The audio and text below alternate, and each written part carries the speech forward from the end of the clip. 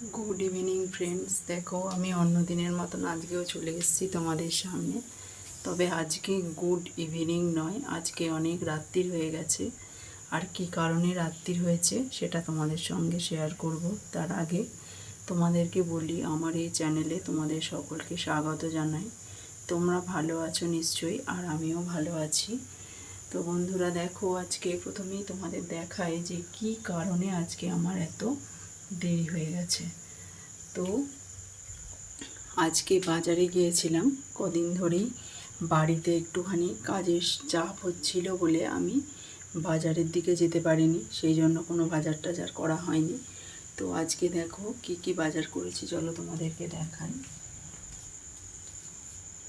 দেখো, এই ঝুড়িটার মধ্যে অনেক রকমের বাজার আছে। এখানে আছে ডাঁটা, পটল, উচ্ছে, আমি আর সব দেখাচ্ছি না, এঁচোড়, টমেটো,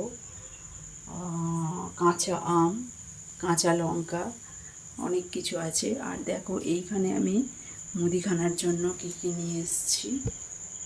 ওই দেখো, এখানে তেল, নুন, হলুদ, সুজি, আরও অনেক কিছু ওখানের মধ্যে আমি নিয়ে এসেছি দোকান থেকে। আর দোকান থেকে আসতে আসতে বন্ধুরা আমার অনেকটাই আজকে দেরি হয়ে গেছে। তারপরে বাজার ফাজার গুছিয়ে সব কিছু পরিষ্কার করে তুলতে আরও দেরি হয়ে গেছে। তো সেই কারণে আজকে আমার রান্না করতেও দেরি হয়ে গেছে। তোমরা শুনতে পাচ্ছ প্রেশার কুকারে সিটি উঠছে। তো আমি প্রেশার কুকার তারপর চাপিয়ে দিয়ে আলু সেদ্ধ করতে দিয়েছি প্রেশার কুকারে।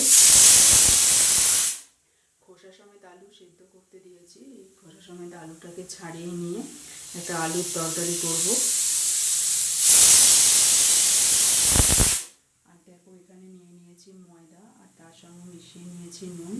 এটাকে মেখে নিয়ে একটু পরোটা বানাবো। তো আজকে পরোটা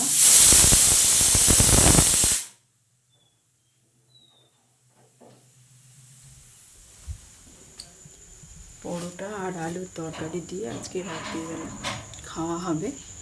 তো বন্ধুরা, এই হচ্ছে ব্যাপার। তো নিজে হাতে সমস্ত কাজ একা সামলে সব কিছু করতেই একটু দেরি হয়ে যায় আমার বন্ধুরা।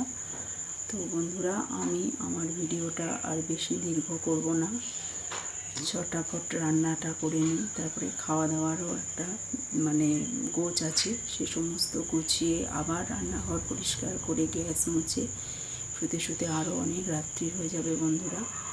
তো আমি আমার এই ব্লগটাকে আর বেশি দীর্ঘ করব না, আর বেশি বকবক করব না।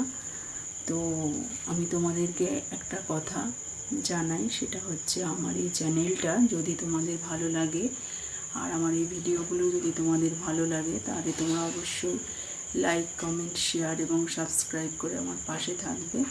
আর পাশে থাকা বেল আইকনটাতে প্রেস করে দেবে, যাতে অল নোটিফিকেশানগুলো তোমরা পেয়ে যাও। আর তোমরা এইভাবেই আমার পাশে থেকো। তো আজ এই পর্যন্তই। কোনো পরবর্তী নতুন ভিডিও বা কোনো রান্না ভিডিও নিয়ে বা কোনো ব্লগ চ্যানেল নিয়ে আমি আবার তোমাদের সামনে চলে আসবো বন্ধুরা। ততক্ষণের জন্য টাটা, good night, thanks for watching to my video and thank you so much. Tata.